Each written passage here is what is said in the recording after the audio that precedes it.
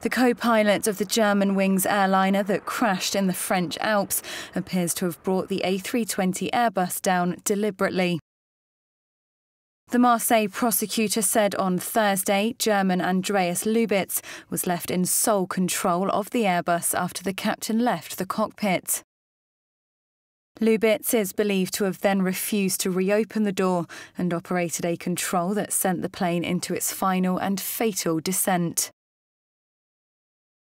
Prosecutor Bryce Robin said Lubitz was not known as a terrorist and there were no grounds to consider the crash as a terrorist incident.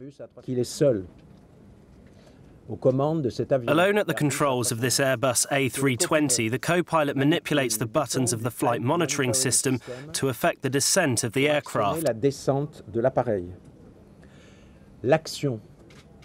The act of selecting the altitude can only be deliberate.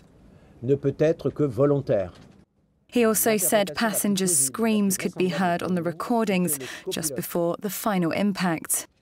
I think that the victims only realised at the very last minute,